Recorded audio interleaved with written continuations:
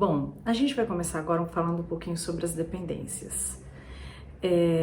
Nós temos duas vertentes muito fortes e que são utilizadas tanto pelo CID como o DSM-5 com algumas de maneiras diferentes. Mas é importante para a gente que é psicólogo, que vai estar na prática lidando com o paciente, que a gente consiga ter uma escuta qualificada para poder entender qual é essa demanda e qual é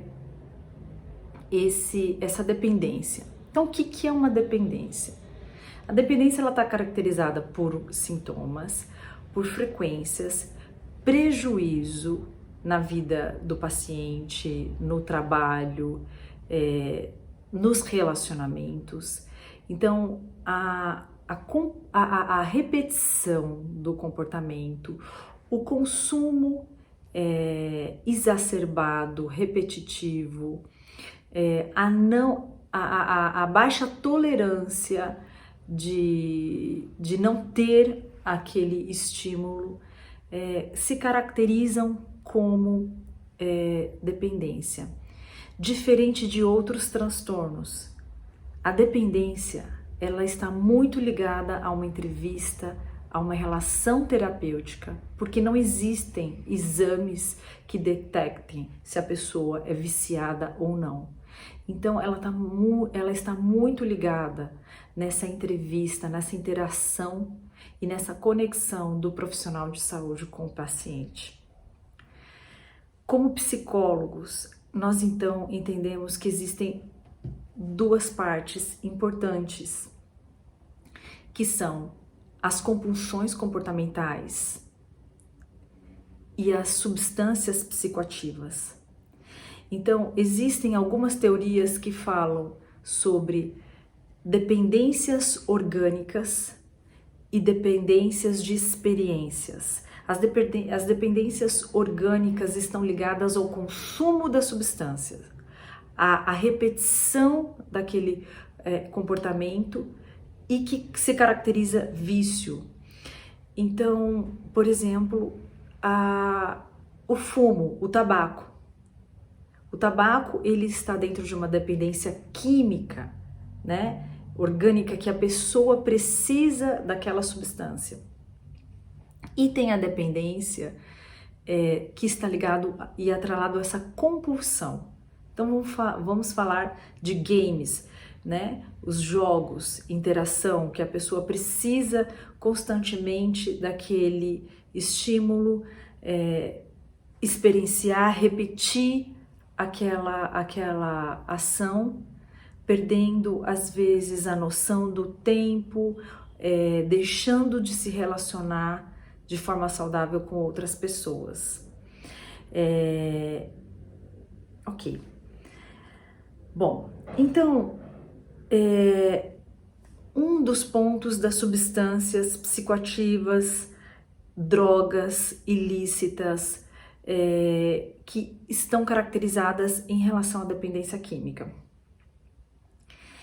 A necessidade de consumo, ela é muito visível e ela dentro da entrevista com o paciente, dentro da terapia, da sessão, dessa conexão que o profissional tem com o paciente, é muito notável que o consumo da substância aparece em quase todos os dias, na maior parte do dia.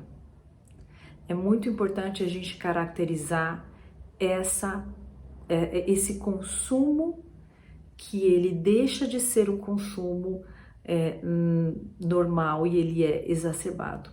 Aí entra uma questão, o consumo normal do quê? De uma droga psicoativa? É uma interrogação. Algumas substâncias, como o álcool, elas têm doses seguras de consumo. O álcool consumido 300 ml por dia, ele não é caracterizado como uma dependência química.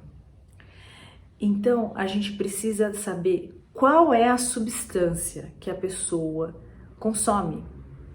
E eu vou passar alguns guidelines para que vocês entendam em relação a isso. Mas basicamente, o álcool, ele tem dose segura. As outras drogas, não. Então vamos falar do cigarro, o tabaco. Um cigarro por dia a pessoa é fumante. Não existe dose segura em relação ao tabaco. Ok, agora esse desafio das compulsões comportamentais. Os games, internet, pornografia. Vou ficar um pouco no assunto da pornografia. A necessidade de consumo pela repetição, a recompensa, né? E que traz aquele alívio da pessoa em relação àquele estímulo. A crise que ela tem de abstinência, de ficar longe daquele conteúdo, a persistência, né? Apesar das consequências negativas, elas fazem com que essa experiência se torne psicoativa como uma droga.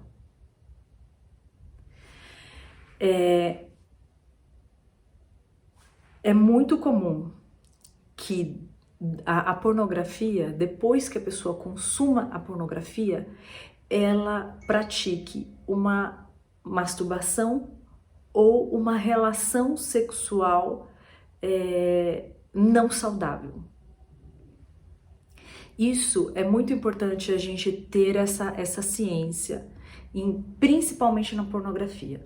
Os games, eles têm um sistema de recompensa onde a pessoa ela fica horas consumindo, jogando, deixando de se relacionar, mas geralmente não existe após o consumo algum ato, né, como a pornografia. O ato da pornografia geralmente está ligado à masturbação.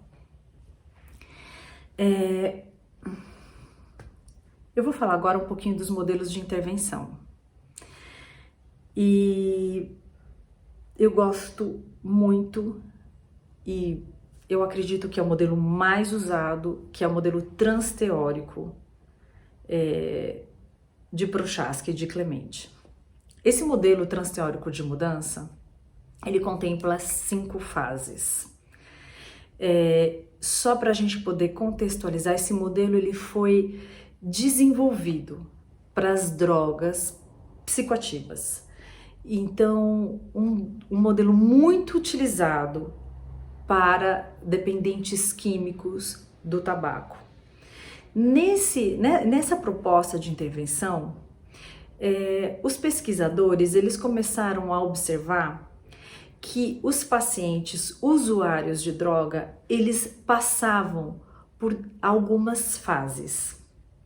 E essas fases implicavam no desenvolvimento da abstinência, na chegada da abstinência. Primeira fase, eles chamam de pré-contemplação. Então, a pré-contemplação, eu vou usar um pouquinho do exemplo focado no tabaco. É aquela pessoa que fuma, que sabe que o cigarro faz mal, mas quando você vai falar para ela, você quer parar de fumar? Não. Eu vou morrer de qualquer jeito, posso morrer aqui atravessando essa rua. Não há intenção de mudança. Pré-contemplando, a pessoa, ela sabe que o cigarro é prejudicial, mas não há intenção de mudança. Contemplação é a segunda fase dentro do modelo transteórico. Considera a possibilidade de mudança, mas não para agora. Então você conversa com a pessoa, você quer parar de fumar? Não, eu não vou poder passar o resto da minha vida fumando, mas eu não quero mudar agora, não vou parar de fumar. Então a pessoa ela considera uma possibilidade no futuro. Terceira fase, preparação. Geralmente a preparação, na minha experiência, é quando o paciente se depara com alguma complicação na saúde, alguma complicação no relacionamento, alguma complicação que ele entende que ele precisa mudar. Então, começa um planejamento para mudança, já passos direcionados para essa concretização. Então a pessoa já começa a pesquisar um programa para parar de fumar, ela começa a pesquisar um programa para conseguir ajuda e apoio. E aí vem a quarta fase, que é a ação. A pessoa de fato entra no programa de abstinência, ela vai para uma clínica, ela vai para um hospital, ela participa de um grupo de apoio e ela começa a fazer a ação. E aí vem a quinta fase, que é a manutenção. A manutenção é quando a pessoa consegue interromper o ciclo do vício, ela para de consumir. Ela entra nessa fase com a experiência dos ganhos obtidos e ela deixa de consumir, deixa de usar a droga, deixa de ver a pornografia, ela para com aquele comportamento de compulsão.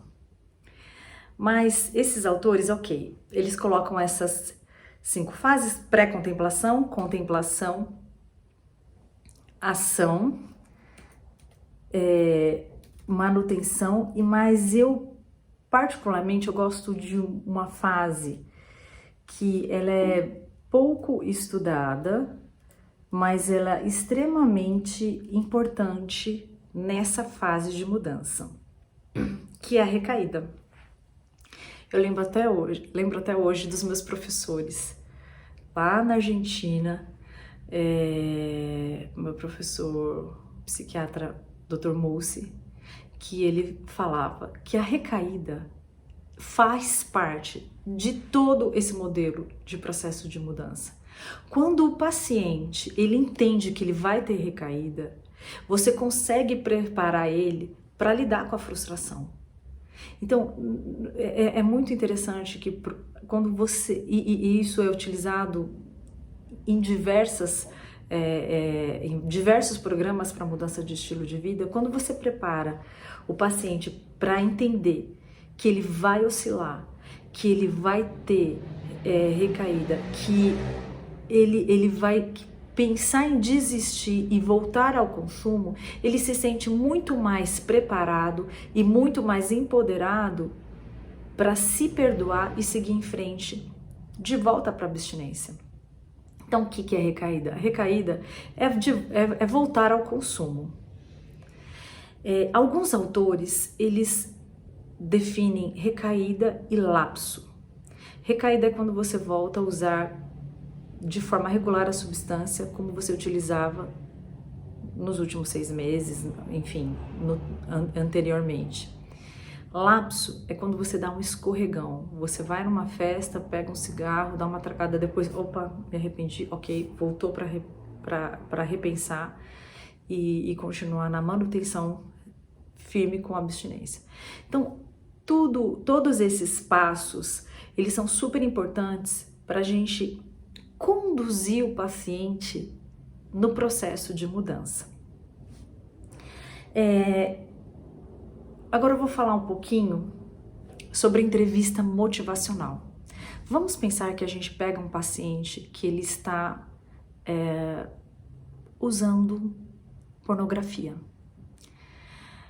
E ele começa a consumir, mas ele não entende que isso é algo prejudicial.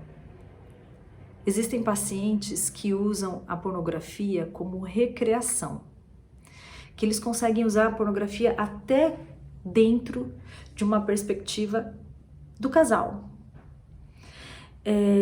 Existem muitas evidências que a pornografia, como o tabaco, como outras drogas, ela também deteriora a capacidade funcional de boas decisões. E a pornografia, ela tira um aspecto muito saudável da relação saudável com o sexo.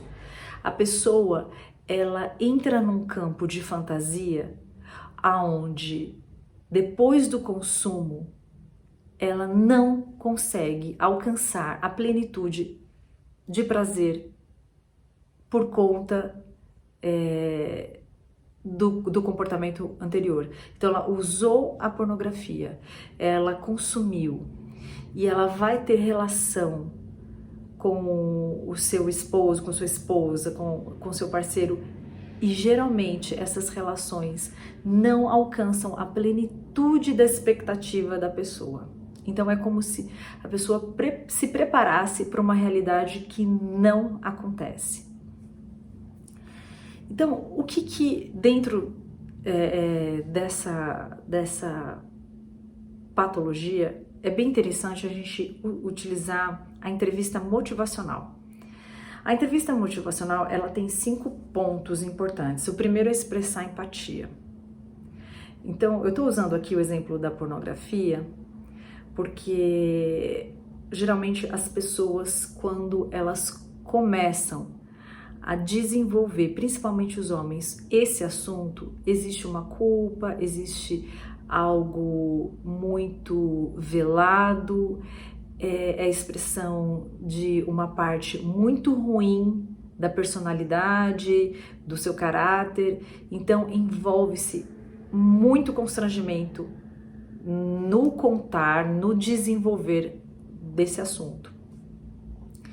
Então, expressar empatia é a relação terapêutica mais poderosa que a gente, como psicólogo, pode realizar. Segundo ponto é desenvolver discrepância. Ajudar o paciente a fazer a análise crítica da situação. Às vezes é como se o paciente ele contasse uma mentira para si mesmo e ele não consegue realmente fazer a discriminação de quão prejudicial é aquele comportamento. Terceiro ponto é evitar a argumentação. Então a gente sabe que os vícios, principalmente de pornografia, são extremamente destrutivos, né? Então a gente pode vir com os dados da OMS e diversas argumentações, e quando a gente coloca essa psicoeducação, né, para o paciente, ele rejeita isso. A psicoeducação, ela é muito importante na mudança de comportamento, principalmente quando a pessoa está lá na pré-contemplação, não tem intenção de mudar. Porém, ela pode sim ser um estímulo aversivo para o paciente. Por quê? Porque às vezes a pessoa ela já sabe que aquela substância, o tabaco, a internet, ela já sabe que o excesso daquilo faz mal. Então, desenvolver uma argumentação, uma discussão com o paciente é não desenvolver a relação terapêutica que é tão importante para que essa pessoa tenha adesão ao tratamento. Número 4 é acompanhamento da resistência. Muitos pacientes vão ter dificuldade na adesão do tratamento. Eles, por diversos fatores, eles vão querer fugir, eles não vão querer desenvolver esse assunto. É muito importante pensar lá no primeiro ponto da entrevista motivacional, expressar empatia. Eu colocaria que a empatia, ela precisa permear todo o processo terapêutico, para que o paciente sinta um ambiente de confiança. E o número 5, que eu acredito que é o mais importante, promover autoeficácia. Quando Bandura fala sobre autoeficácia, ele coloca muito empowerment, né? Esse conceito de empoderamento, esse conceito que ele é tão importante para que a pessoa entenda que ela é capaz. Só para fazer uma distinção, autoestima na vida adulta é muito importante, mas autoeficácia dentro do senso de realização, ela é mais importante. Por quê? Porque a autoeficácia é quando a pessoa sabe que ela é capaz. Eu consigo, eu posso, eu vou, eu conseguirei também no futuro. Geralmente, nessa parte, nós utilizamos experiências passadas do paciente de diferentes assuntos, onde ele conseguiu vitória, onde ele conseguiu, através do esforço pessoal, um bom resultado. Então, pode ser, olha, você conseguiu terminar a sua faculdade frente a diferentes cenários, você conseguiu uma profissão, você consegue lidar. Então, trazer das experiências passadas percepções e ações reais que tenham acontecido de autoeficácia. Porque aí com isso nós conseguimos empoderar o paciente para o próximo passo, que é pensar que ele consegue sim viver sem aquela substância, que ele consegue sim viver sem esse comportamento.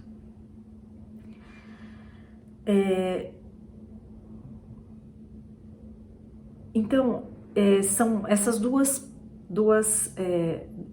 vertentes que são bem importantes.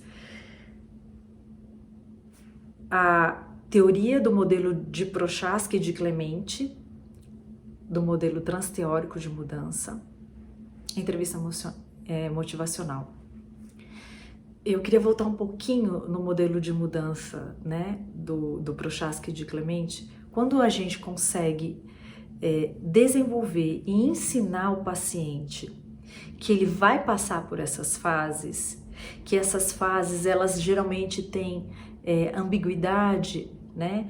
A pessoa quer desistir, não quer continuar, enfim, essas características são tão importantes para que o paciente entenda, bom, eu quero parar tudo, eu quero desistir de tudo. Ok, é normal, lembra que a gente conversou sobre as fases, que você vai ter esses sentimentos de ambiguidade, que você não vai estar tão seguro, principalmente na pré-contemplação, na contemplação. É muito normal que o paciente, ele mude de opinião, Então, quando você apresenta, você consegue mostrar que existe um caminho que ele vai passar. Eu tinha uma professora que ela falava que o modelo de motivação transteórico, ele não é uma linha reta, ele é uma espiral. Porque como a pessoa às vezes desce voltas, né? Parece que a abstinência nunca vai chegar por conta das oscilações de humor da vida, que são muito pertinentes. Eu tive pacientes que eles estavam deixando de fumar, já estavam na manutenção, com 1 mês sem fumar, e aí eles entraram dentro de um processo de divórcio. Recaída. A recaída veio. Ok, vamos enxugar as lágrimas, vamos controlar as emoções e vamos voltar para a abstinência. Isso pode acontecer. Então, é muito importante para a gente como terapeuta, dentro dos vícios, pensar que sempre existem alguns gaps, né? E sobre recaída. A recaída, ela pode vir por uma questão social. A pessoa vai em ambientes que o consumo daquela substância ou aquele comportamento é muito aceitável. Então ela fica exposta àquele estímulo. Outro ponto de recaída. A recaída pode ser emocional. Eu acredito que essa é uma das partes mais importantes e mais frequentes. A pessoa foi demitida. A pessoa foi pega no flagra, né, em relação ao vício de pornografia, vício digital de pornografia. A esposa pegou o celular do marido e viu a quantidade de conteúdo de pornografia que ali tem. Então a pessoa pode ter uma recaída por questões emocionais. E ela pode ter uma recaída que a gente chama de DAI, decisão aparentemente irrelevante. O que é isso? A pessoa tá lá de bobeira, tá bem, em abstinência, comendo pipoca na sala, e de repente no celular dela chega um conteúdo pornográfico. Ela não estava preparada para receber aquilo. Então ela volta ao consumo. Esses 3 pontos são tão importantes para a gente psicoeducar o paciente na preparação da recaída. A recaída, ela, apesar de ser um processo de mudança, alguns pacientes não apresentam, enquanto estão em tratamento, nada, elas não apresentam nada de recaída. Mas esses 3 pontos que eu estou colocando para vocês, em algum momento podem acontecer. Pode demorar anos, mas a recaída ela pode acontecer por questões sociais, emocionais ou por bobeira, decisão aparentemente irrelevante. Não tinha motivo para acontecer.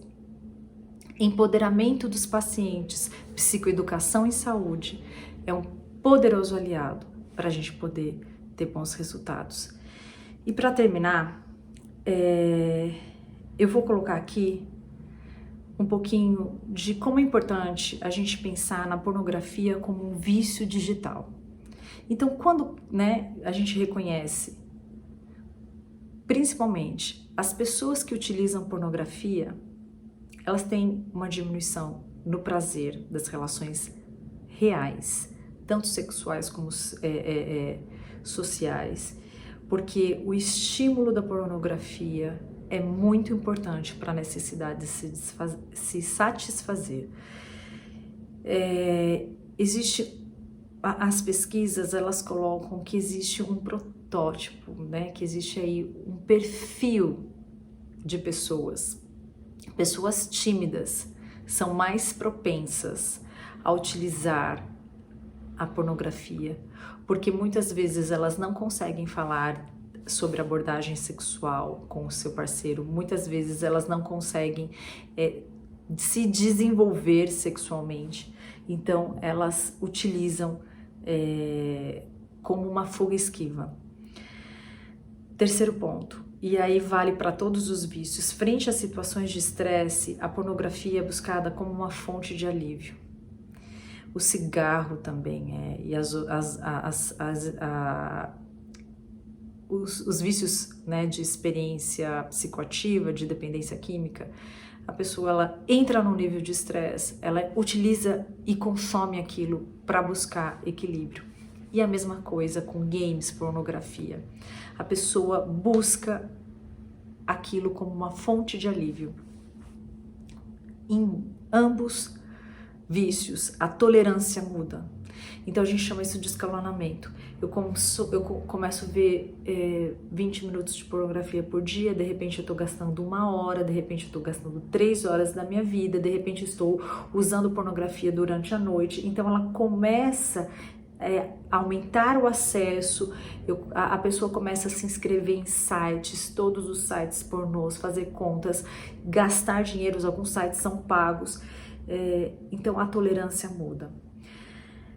Prejuízo nas relações e principalmente prejuízo na vida profissional. Tem uma pesquisa americana que fala que são gastos mais ou menos 30 milhões de dólares por ano com pessoas que deixam de produzir, deixam de trabalhar por conta da pornografia. Elas usam o workplace para usar a pornografia e deixam de ser producentes. O vício, ele não traz benefício nem a curto, médio e longo prazo. Isso é algo que as pessoas elas começam, principalmente nos vícios de compulsão, elas não entendem que a dosagem se perdeu, que existe algo que precisa ser mudado. Então elas perdem a noção dos malefícios que isso traz. Então, sempre a proposta, principalmente dentro da pornografia digital, é pensar no marco zero, igual tabaco, não tem dosagem segura. Então, esses programas, geralmente, a gente precisa diminuir os acessos semanalmente, começar a fazer os registros, né, como um diário de registro do tempo que a pessoa utiliza, marcar uma data, né, onde ela não vai mais consumir aquilo, preparar a pessoa para começar a desenvolver as relações saudáveis, ter rotinas saudáveis como boa alimentação, atividade física, exposição ao sol. E também preparar o paciente para as recaídas. Recaídas, elas existem, fazem parte do processo de mudança, e um ponto fundamental é se perdoar rapidamente para poder conseguir avançar no processo de abstinência, nesse processo. Quanto tempo durou esse processo? A pesquisa que a gente participou dentro do hospital, a gente colocou um prazo de 2 anos. São 2 anos com incremento de atividades saudáveis, de relações saudáveis, que a gente vê que a pessoa realmente consegue vencer esse tempo. 3 meses é o tempo para ela fazer um reboot, para ela fazer um recomeço do seu sistema de vida e implantar novos hábitos. Mas é muito importante que o paciente tenha noção sobre esse tempo. Ok, um abraço. A gente se encontra, desculpa desse vídeo talvez um pouco grande, mas aqui eu compartilho com vocês um pouco da minha experiência nesse assunto. Tchau, tchau! Olá, tudo bem? Sou Patrícia, sou a psicóloga que vai ministrar aula sobre vícios. Vou falar um pouquinho para vocês da minha formação. Sou psicóloga formada na Universidade Adventista del Plata, na Argentina. Revalidei meu diploma na Federal do Rio Grande do Sul. Tenho especialização em promoção à saúde pela USP. Também minha abordagem teórica é cognitivo-comportamental, fiz minha especialização também. Meu mestrado em promoção à saúde pelo Centro Universitário Adventista de São Paulo. Nos últimos 10 anos, eu trabalho como psicóloga dentro de instituições de saúde. Passei boa parte desse tempo trabalhando como psicóloga de programas de educação em saúde, dentro do programa Saúde da Família. Então, eu tive bastante oportunidade de ver os modelos existentes de programas de intervenção, de educação em saúde, de psicoeducação, e especificamente nos últimos 2 anos eu estou trabalhando com um programa para deixar de fumar, programa de cessação de tabagismo, em um dos hospitais referências em São Paulo. E eu quero compartilhar com vocês um pouco sobre essa trajetória, sobre a minha experiência, sobre a minha abordagem teórica. Muito bem-vindo a essa aula.